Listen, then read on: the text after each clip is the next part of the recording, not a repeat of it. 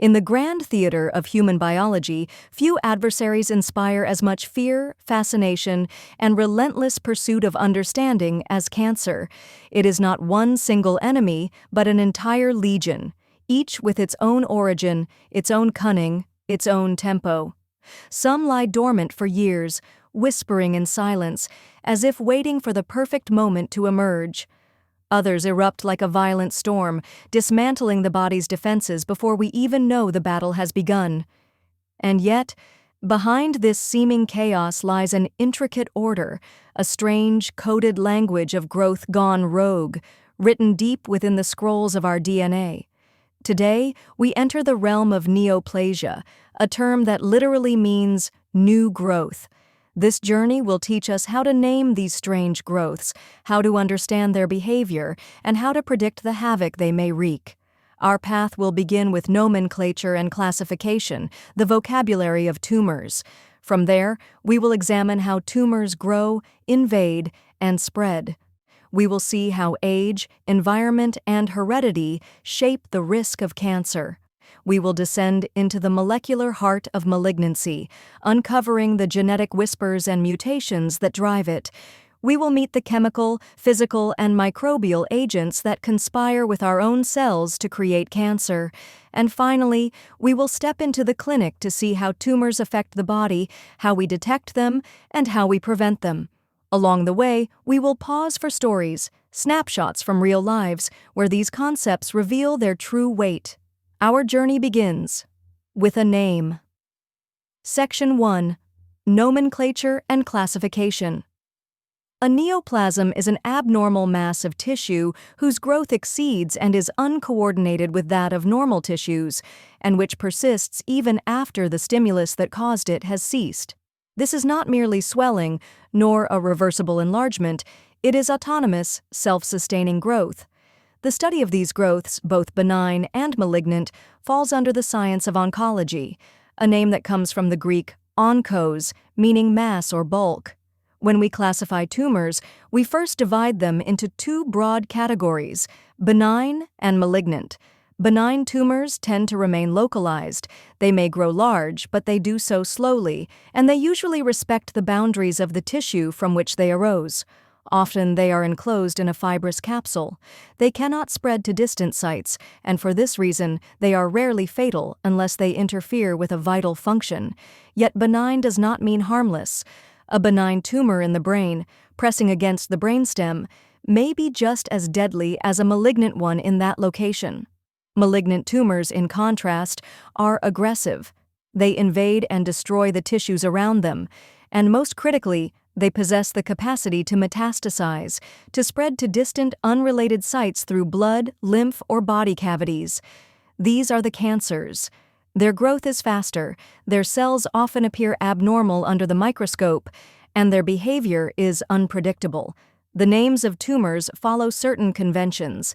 Benign tumors generally carry the suffix -oma attached to the name of the tissue of origin. For example, an adenoma is a benign tumor arising from glandular epithelium. A papilloma is a benign tumor with delicate, finger-like projections growing from an epithelial surface. A polyp is a growth projecting from a mucosal surface, such as in the colon or nasal cavity. The term describes shape, not biological behavior. A polyp may be benign or malignant. A leiomyoma, common in the uterus, is a benign tumor of smooth muscle. A lipoma is a benign tumor of fat, often found just beneath the skin as a soft, mobile lump.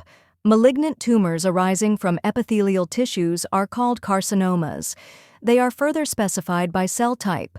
A squamous cell carcinoma arises from squamous epithelium, an adenocarcinoma from gland-forming epithelium, and a transitional cell carcinoma from the urothelial lining of the urinary tract.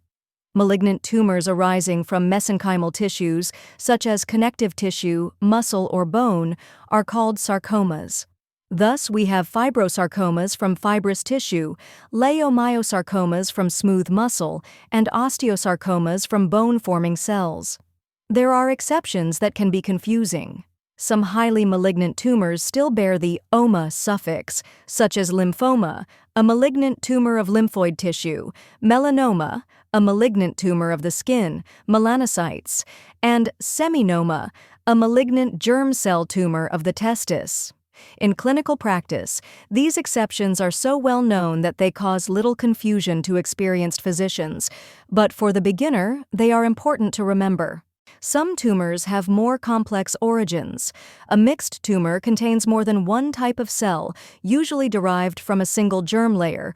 For example, a pleomorphic adenoma of the salivary gland contains both epithelial and mesenchymal-like elements. In contrast, a teratoma originates from totipotent germ cells and can contain tissues from all three embryonic germ layers, such as hair, muscle, cartilage, and even teeth, often in bizarre arrangements.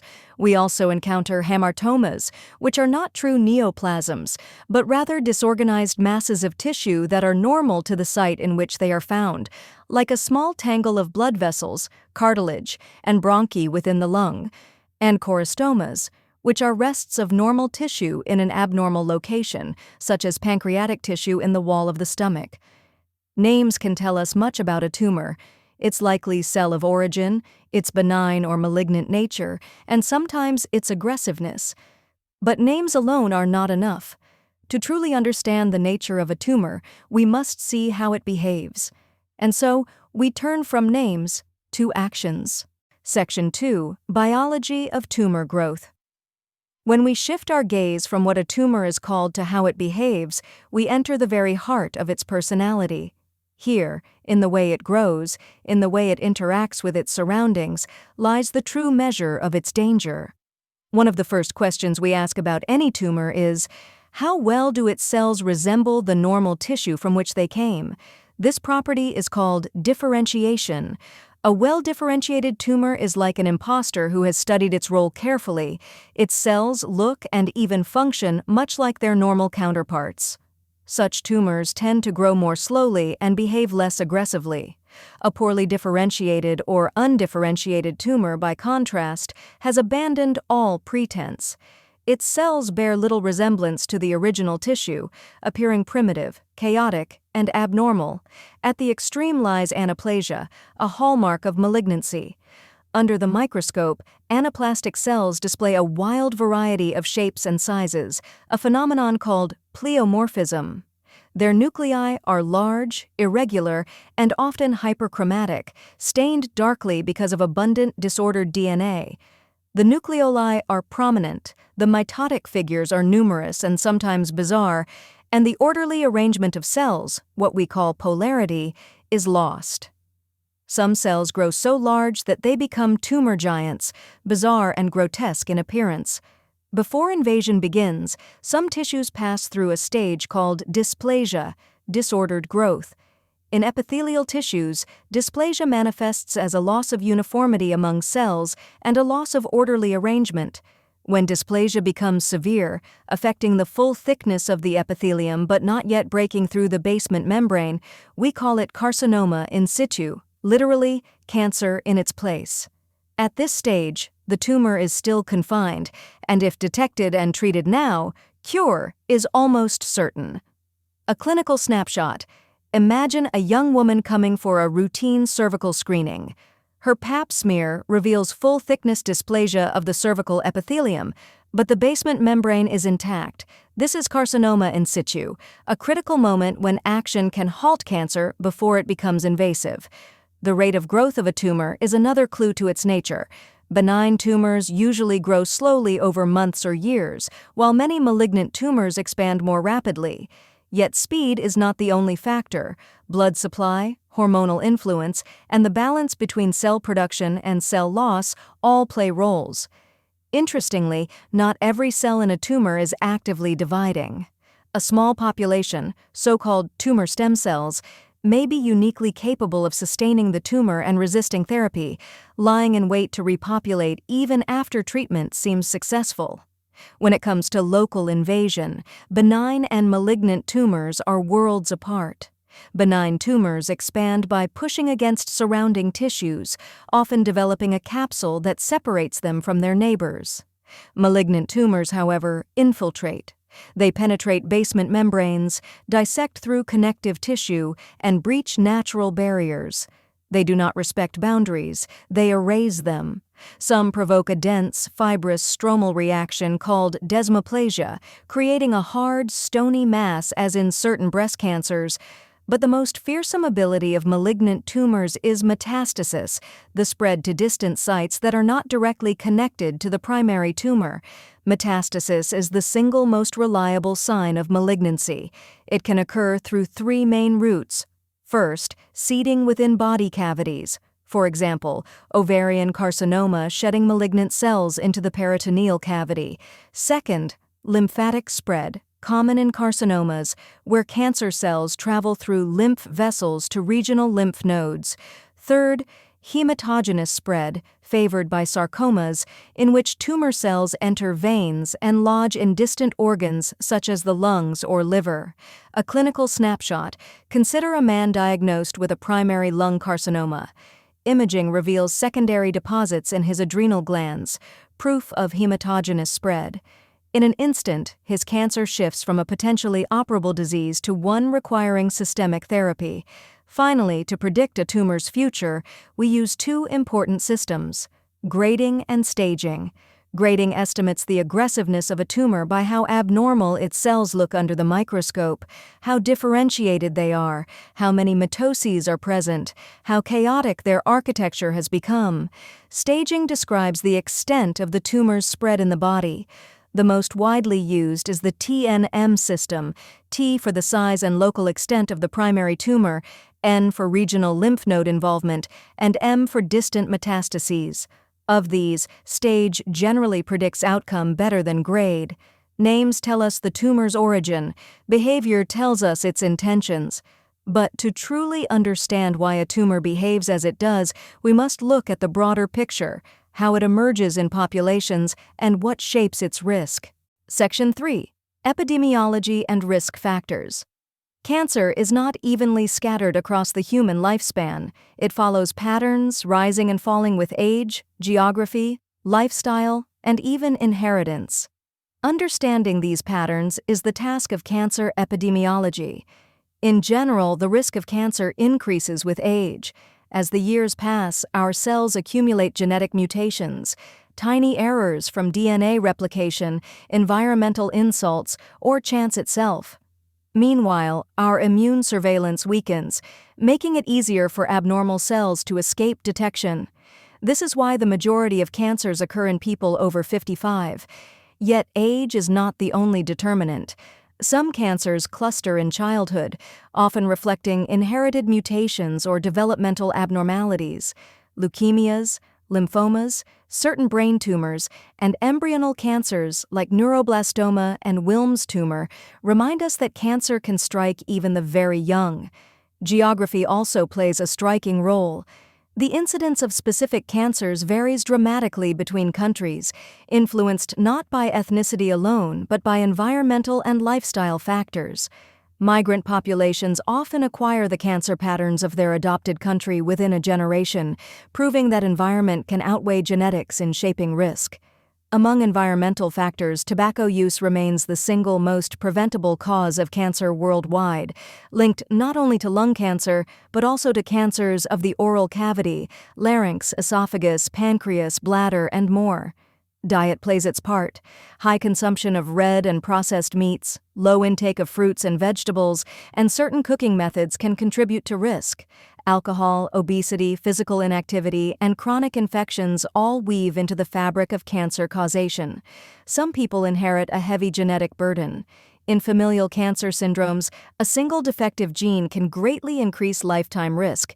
Examples include retinoblastoma, caused by mutations in the RB gene, and Li-Fraumeni syndrome, due to TP53 mutations. These syndromes often bring cancer earlier in life and sometimes in multiple organs. Even without an inherited mutation, chronic injury or inflammation can tip the balance toward malignancy. In ulcerative colitis, the constant regeneration of damaged intestinal epithelium increases the chance of mutations, paving the way for colorectal carcinoma. Barrett esophagus, chronic hepatitis, and cirrhosis of the liver tell the same story. Persistent injury begets persistent cell turnover, which increases the odds of dangerous change. Epidemiology shows us the patterns. But to explain them, to understand exactly how normal cells become malignant, we must step into the molecular core of cancer itself. Section 4. The molecular basis of cancer. We now embark upon the most crucial part of our journey, the molecular foundations of neoplasia. If the introduction and nomenclature gave us the language to describe tumors, here we uncover their inner logic, their secret machinery, the very script of their evolution. Cancer is, in its essence, a disease of genes, not inherited in most cases, but written into the DNA of individual cells during life. 4 great classes of normal regulatory genes are the usual victims: proto-oncogenes, which promote growth; tumor suppressor genes, which restrain it; genes that regulate apoptosis, deciding whether a cell lives or dies; and DNA repair genes, which maintain genomic integrity. Mutations in these sets, whether by gain of function, loss of function, or defective repair, cooperate to create the malignant phenotype. But cancer is not born of a single insult. It is the product of stepwise accumulation of mutations sculpted by selective pressures until a clone emerges that bears the capabilities we now call the hallmarks of cancer. These are the acquired functional capabilities that allow a cell to behave malignantly: autonomous growth, insensitivity to inhibitory signals, metabolic rewiring, resistance to death, limitless replication, angiogenesis, invasion and metastasis, and evasion of immunity. Behind them lie enabling characteristics, genomic instability, and tumor-promoting inflammation that accelerate the process. Tumor progression and Darwinian evolution. The path to cancer is not linear but evolutionary. A tumor often begins from a single mutated cell, a clone that has gained some small advantage. As it proliferates, further mutations accumulate. Some clones are disadvantaged and perish. Others gain growth, survival, or invasive benefits and are selected. Over time, what arises is not a uniform mass, but a heterogeneous ecosystem of subclones. This Darwinian evolution explains both the progression of tumors and their resistance to therapy. Under the selective pressures of hypoxia, immune surveillance, and chemotherapy, resistant subclones expand.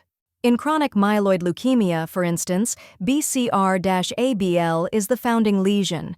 Imatinib targets it with stunning initial success. But resistant mutations in the kinase domain arise, and these resistant clones expand, leading to relapse. The same evolutionary tale repeats in lung cancers treated with EGFR inhibitors. Thus, every cancer is not a single static entity, but a moving target, an evolving population of cells, branching like a tree from a common trunk of early mutations into diverse subclonal branches. The hallmarks of cancer. Let us now unfold one by one the acquired capabilities that define malignancy. 1. Self-sufficiency in growth signals. Normal cells require mitogenic signals from their environment to proliferate. Cancer cells, in contrast, acquire autonomy. They may produce their own growth factors, as glioblastomas secrete platelet-derived growth factor, PDGF, to stimulate themselves, or sarcomas elaborate transforming growth factor alpha, TGF-alpha. Alternatively, they may overexpress growth factor receptors. HER2/NEU, or ERBB2, is overexpressed in a quarter of breast cancers, driving proliferation. Mutations in the epidermal growth factor receptor, EGFR, in lung cancers render them constitutively active. Signal transduction proteins may also be hijacked. RAS, the most common oncogene abnormality in human tumors, is locked in its GTP-bound active state, transmitting proliferative signals even without upstream input. Nuclear transcription factors like MYC amplify the transcription of growth-related genes, promoting metabolism and proliferation. Thus, through autocrine loops, receptor overexpression, or signal cascade mutations, tumor cells free themselves from dependence on external growth signals. Second, insensitivity to growth inhibition. If growth signals are the accelerator, growth inhibitors are the brakes. Normal cells are restrained by inhibitory signals mediated chiefly by tumor suppressor genes. Foremost among them is RB, the guardian of the G1-S checkpoint. RB binds E2F transcription factors, keeping the cell in check until the right signals arrive. Inactivation of RB, whether by mutation, deletion, or viral oncoproteins like HPVE7, releases E2F, permitting unregulated S-phase entry. Equally central is TP53, the so-called guardian of the genome. When DNA damage is detected, P53 halts the cell cycle, recruits repair machinery, or induces apoptosis if damage is irreparable. Loss of P53 through mutation, deletion, or viral inactivation by HPVE6 removes this vital safeguard. Other tumor suppressors include TGF-beta pathway components. In normal epithelia, TGF-beta inhibits proliferation. Mutations in its receptors or SMAD signal transducers abolish this inhibition, as seen in many colon and pancreatic cancers. Inactivation of these brakes, RB, P53, TGF-beta, renders the cell deaf to inhibitory signals, leaving growth unchecked. 3. Altered cellular metabolism, the Warburg effect. Even when oxygen is ample, many cancers preferentially use aerobic glycolysis rather than oxidative phosphorylation. This phenomenon, first described by Otto Warburg, provides less ATP per molecule of glucose, but generates abundant metabolic intermediates for biosynthesis of nucleotides, lipids, and proteins, the raw material for rapidly dividing cells. Oncogenes like MYC and loss of tumor suppressors like P53 promote this metabolic reprogramming. Clinically, this altered metabolism is exploited in PT scanning, where fluorodeoxyglucose uptake highlights metabolically avid tumors. 4. Evasion of apoptosis. In normal tissue, damaged or unwanted cells undergo programmed death. Cancer cells resist this fate. The intrinsic mitochondrial pathway of apoptosis is governed by the BCL2 family of proteins. Anti-apoptotic members like BCL2 and BCLXL preserve mitochondrial integrity. Pro-apoptotic members like BAX and BAK promote release of cytochrome C. In follicular B-cell lymphoma, a hallmark translocation T1418 juxtaposes BCL2 with the immunoglobulin heavy chain locus, overexpressing BCL2 and preventing apoptosis, allowing cells to accumulate. Loss of P53 also abrogates apoptotic pathways, enabling survival of damaged clones that would otherwise self-destruct.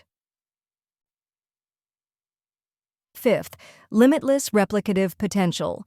Normal somatic cells can divide only a finite number of times before telomere shortening triggers senescence. Cancer cells circumvent this by upregulating telomerase, the enzyme that replenishes telomere ends. Thus, they acquire immortality, escaping the natural limit on replication. 6. Sustained angiogenesis. A tumor cannot grow beyond 1 to 2 millimeters without a blood supply. Cancer cells therefore induce angiogenesis, tipping the balance of pro- and anti-angiogenic factors. VEGF, vascular endothelial growth factor, is upregulated, often under the influence of hypoxia-inducible factor, HIF. Mutations that activate RAS or MYC or inactivate P53 enhance VEGF expression. New vessels not only supply nutrients but provide portals for metastasis. Anti-VEGF therapies, such as bevacizumab, attempt to starve tumors by blocking this process. 7. Ability to invade and metastasize. Metastasis is the defining feature of malignancy. It involves a cascade of steps. Detachment of tumor cells by loss of adhesion molecules like E-cadherin, degradation of basement membrane and extracellular matrix by proteases such as matrix metalloproteinases. migration through stroma, intravasation into vessels, survival in the circulation, extravasation, and colonization of new sites. The metastatic niche is influenced by tumor-derived cytokines and exosomes, which prepare distant sites for seeding. 8. Evasion of the immune system. The immune system constantly patrols for abnormal cells, recognizing tumor antigens. Yet cancers develop strategies to escape. Downregulating MHC1 molecules, avoiding cytotoxic T cells. Expressing inhibitory ligands such as PDL1, which engage PD1 receptors on T cells and switch them off. Secreting immunosuppressive cytokines or recruiting regulatory T cells. This has led to the triumph of checkpoint inhibitor therapy, where antibodies against PD1 or CTLA4 lift the brakes on T cells, restoring anti-tumor immunity. Enabling characteristics beyond the classic hallmarks. 2 enabling characteristics facilitate tumor development. Genomic instability arises from defects in DNA repair genes. Lynch syndrome, or hereditary non-polyposis colorectal cancer, results from mismatch repair deficiency, leading to microsatellite instability. BRCA1 and BRCA2 mutations impair homologous recombination repair, predisposing to breast and ovarian cancers. Tumor-promoting inflammation is another enabler. Chronic inflammatory states, such as ulcerative colitis, hepatitis, or H. pylori gastritis, supply growth factors, cytokines, and reactive oxygen species that promote genetic damage and tumor growth. Epigenetic changes and non-coding RNAs. Not all alterations are in the coding sequence. Epigenetic silencing by DNA methylation can inactivate tumor suppressor genes without mutation. Non-coding RNAs, especially microRNAs, regulate gene expression post-transcriptionally. Loss of tumor-suppressive microRNAs or overexpression of oncogenic microRNAs contributes to cancer. Summary of tumor progression. In sum, the molecular basis of cancer is an intricate tapestry. Mutations in oncogenes drive proliferation, inactivation of suppressors removes restraints, apoptotic pathways are disabled, metabolism is rewired, telomeres maintained, vessels induced, barriers breached, immune surveillance evaded, all under the enabling background of genomic instability and chronic inflammation. Cancer is thus not one disease but a culmination of many derangements, each a chapter in the cell's betrayal of the organism. Section 5. Microbial oncogenesis. Cancer, though rooted in the genome, is often catalyzed by life forms far smaller than a human cell. Viruses, bacteria, and even parasites can tilt biology toward malignancy, either by directly altering genetic programs or by indirect means: chronic inflammation, oxidative stress, tissue regeneration, and immune dysregulation. What follows is a guided tour through the principal microbial agents of human cancer, their molecular stratagems, and their clinical signatures. General mechanisms: how microbes create cancer. Microbes promote cancer through 2 overarching routes. First, direct transformation. Certain viruses integrate their genomes into host DNA or express oncoproteins that disable core tumor suppressors, most famously HPV E6 and E7 undermining P53 and RB. Others, like HTLV1, drive polyclonal proliferation through transactivators such as TACs, setting the stage for subsequent mutations. Second, indirect transformation. Persistent infection incites chronic inflammation, a bath of cytokines, growth factors, and reactive oxygen species. This milieu both injures DNA and stimulates cell turnover, increasing the probability that driver mutations arise and are selected. The host's immune status is crucial. Immunosuppression, whether iatrogenic or due to HIV, amplifies risk by reducing immune surveillance and by allowing latent oncogenic viruses to reactivate. Keep these 2 routes, direct genetic subversion and inflammation-driven selection, in mind. Every example we meet will be some combination of them. Oncogenic DNA viruses, human papillomavirus, HPV, high-risk types 16 and 18. High-risk HPV types are the archetype of direct viral oncogenesis. In the basal cells of the cervix, anogenital tract, and oropharynx, these viruses can integrate into the host genome. When integration disrupts the viral regulatory gene E2, expression of E6 and E7 is unleashed. E7 binds the RB protein and releases E2F transcription factors, bypassing the G1 to S checkpoint. It also neutralizes P21 and P27, loosening CDK control. E6 promotes ubiquitin-mediated degradation of P53 via E6AP, inhibits apoptosis, and upregulates telomerase HTERT, tipping cells toward immortality. The clinical arc is well known. From cervical intraepithelial neoplasia to invasive squamous cell carcinoma of the cervix, as well as anal, vulvar, vaginal, and penile cancers, and a subset of oropharyngeal cancers, tonsillar, and base of tongue. Cofactors, notably smoking, long-standing inflammation, and immunosuppression, accelerate progression by adding mutational pressure and weakening immune control. Epstein-Barr virus, EBV. EBV establishes latent infection in B cells and certain epithelia, deploying oncoproteins that mimic growth signals. LMP1, latent membrane protein 1, behaves like a constitutively active CD40 receptor, engaging NF-kappa B and JAK-STAT pathways, promoting B-cell survival and proliferation. EBNA2 upregulates host genes, including cyclin D and C-MYC. EBV also induces expression of BCL2-like survival programs.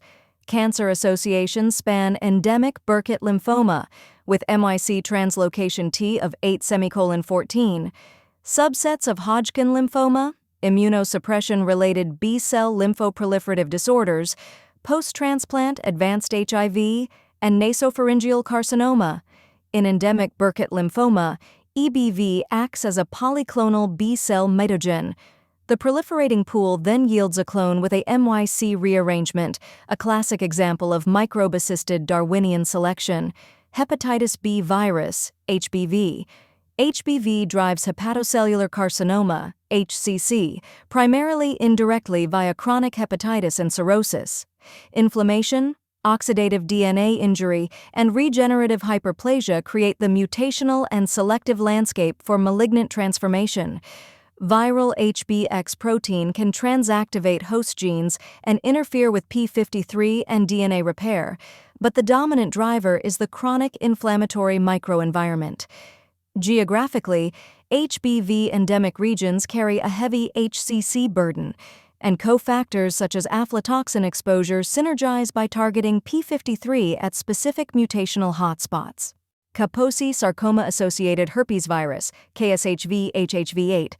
KSHV is the sine qua non of Kaposi sarcoma and is also linked to primary effusion lymphoma and subsets of multicentric Castleman disease. Its armamentarium includes LANA, tethers viral DNA to host chromosomes and modulates P53RB, VGPCR, VIL6, and VBCL2, all converging on angiogenesis, survival, and cell cycle escape.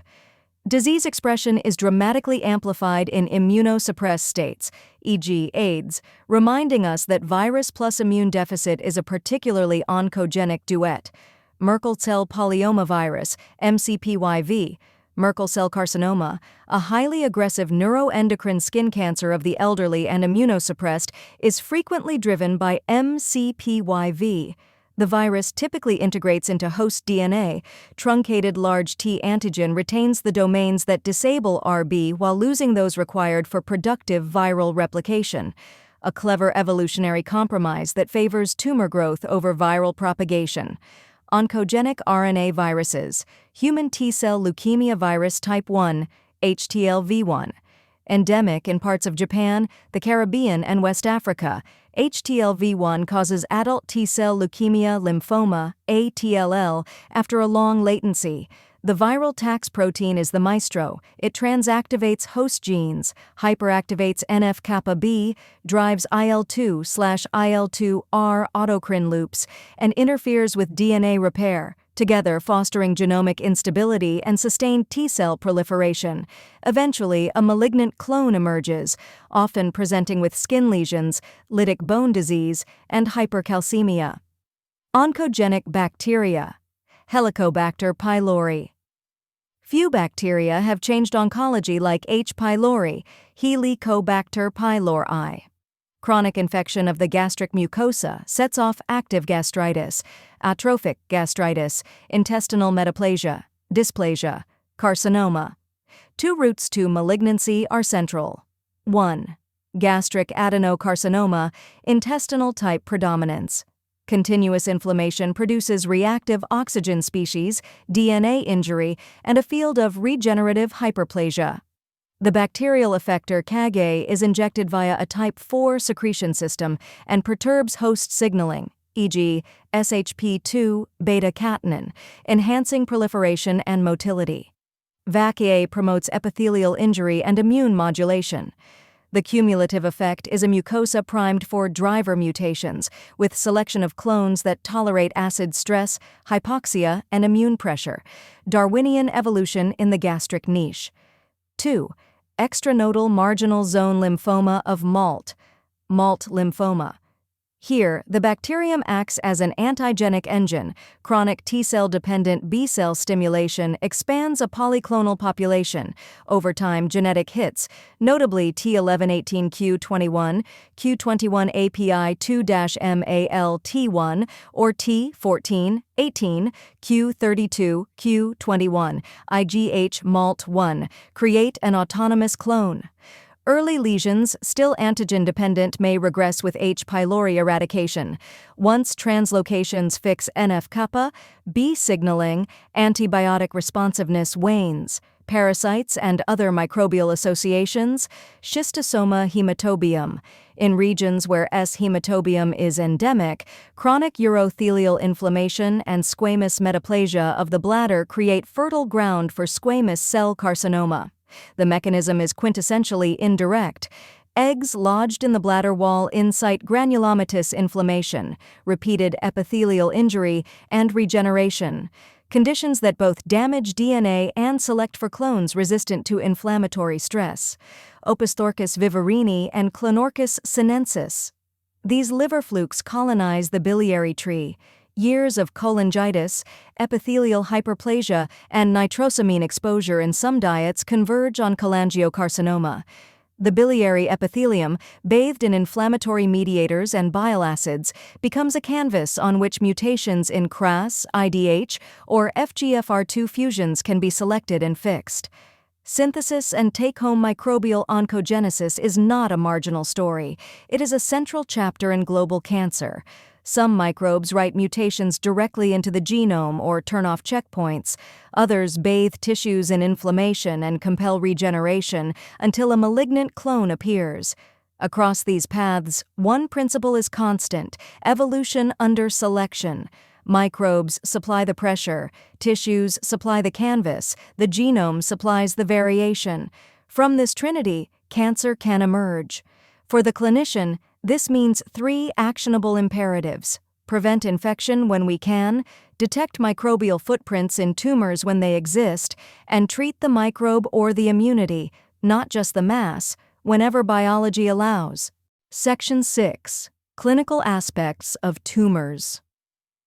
By the time a tumor reveals itself to the physician, it has often been weaving its story in secret, sometimes for years. All the molecular mischief that began with a single altered cell now manifests in ways that touch the patient's life directly, through the pressure it exerts, the substances it secretes, and the systemic havoc it unleashes. The local effects of a tumor depend far more on its position and expansion than on whether it is technically benign or malignant. Picture a small, slow-growing mass in the brain, perhaps a meningioma. It may never invade tissue, yet it presses relentlessly on surrounding neural structures, robbing the patient of vision or causing seizures. A pituitary adenoma, though histologically benign, can crush the normal pituitary, silencing vital hormone production. Even a tumor in the lung may block a bronchus, leaving the region beyond it to collapse and succumb to infection. And in the bowel, A tumor can act like a cork, halting the passage of contents until obstruction and pain force the patient into surgery.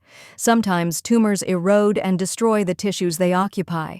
An invasive carcinoma of the colon may gnaw its way into blood vessels, releasing silent rivulets of blood into the stool day after day, draining the body of iron until the patient presents with unexplained anemia. Ulceration, bleeding, even perforation can occur when cancer eats too deep. Some tumors announce themselves through hormonal disturbances.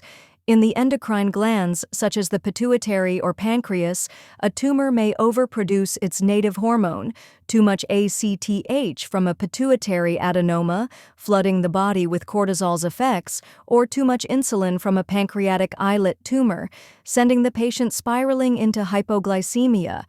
Even more curious are those tumors that arise outside the endocrine system entirely, but manufacture hormones as if they belonged there. A small cell carcinoma of the lung may churn out ACTH or ADH, producing Cushing's syndrome or inappropriate water retention. This ectopic hormone production can sometimes be the first clue that a hidden malignancy exists. As the cancer advances, the patient may enter a state of cachexia, a haunting wasting of both fat and muscle, coupled with weakness, loss of appetite, and anemia. It is not merely the tumor eating up the body's nutrients. Cachexia is an active metabolic war waged by the cancer. Tumor cells release factors such as tumor necrosis factor, once nicknamed cachectin, along with interleukin-1 and interferon gamma, all of which dampen appetite and accelerate the basal metabolic rate. Meanwhile, other molecules, with names as stark as their actions, proteolysis-inducing factor, lipid-mobilizing factor, break down skeletal muscle and adipose tissue directly. No matter how much nutrition is given, the patient seems unable to regain lost ground, for the metabolism itself has been reprogrammed against them. Some patients develop syndromes that seem disconnected from the tumor's location, syndromes so peculiar they have earned their own name, paraneoplastic syndromes. These occur in a significant fraction of cancer patients, perhaps 1 in 10, and they cannot be explained by local invasion or metastasis, nor by ordinary hormone secretion from the tissue of origin. Their manifestations are diverse and sometimes startling. Consider the patient with a lung mass whose first symptom is not cough or chest pain, but muscle weakness, the Lambert-Eaton myasthenic syndrome, caused by autoantibodies against calcium channels at the neuromuscular junction, or the middle-aged woman whose dark, velvety skin changes, acanthosis nigricans, herald an unsuspected gastric carcinoma. In other cases, the tumor provokes the blood into a dangerous state of hypercoagulability, producing clots that migrate from one vein to another, the so-called Trousseau syndrome, often linked to pancreatic cancer. Some tumors release substances that mimic parathyroid hormone, raising calcium levels to dangerous heights, while others drive the bone marrow into overproduction of red blood cells or platelets. These syndromes can precede the discovery of the cancer itself, offering a clue if the physician is alert enough to recognize the pattern. Once a tumor is found, the next question is, how aggressive is it? How far has it gone? These answers come from grading and staging. Grading is the pathologist's judgment on how much the tumor cells have strayed from their normal counterparts, their degree of differentiation, and how rapidly they appear to be dividing. Under the microscope, a low-grade tumor might still resemble its tissue of origin, while a high-grade tumor looks chaotic, alien, and bristling with mitoses.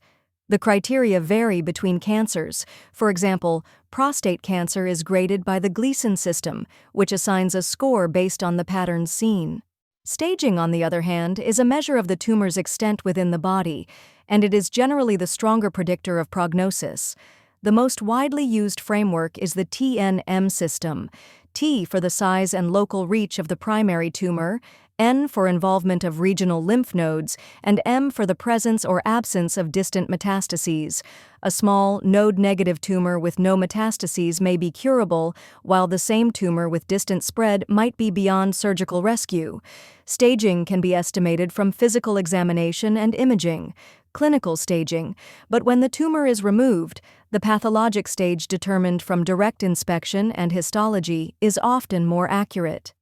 The laboratory plays a central role in confirming cancer and guiding therapy. Biopsies, whether by scalpel, needle, or endoscopic forceps, yield tissue for histologic examination, the gold standard of diagnosis. Cytologic smears, such as the Pap test for cervical lesions, can reveal malignant cells even before invasion begins. Special stains, immunohistochemistry, can reveal the tumor's lineage, marking carcinomas with cytokeratin or sarcomas with vimentin, and detecting therapeutic targets like HER2 in breast cancer. Flow cytometry distinguishes subtypes of leukemia or lymphoma and detects tiny remnants of disease after treatment. At the cutting edge, molecular diagnostics identify mutations, translocations, or amplifications, from the BCR-ABL fusion of chronic myeloid leukemia to EGFR mutations in lung adenocarcinoma, guiding the use of targeted drugs that can turn a once lethal cancer into a controllable illness. In the bloodstream, we sometimes find tumor markers, molecules shed or secreted by cancers that can be measured in blood or other fluids. Prostate-specific antigen, or PSA, can signal prostate cancer. Alpha-fetoprotein may mark hepatocellular carcinoma or certain germ cell tumors.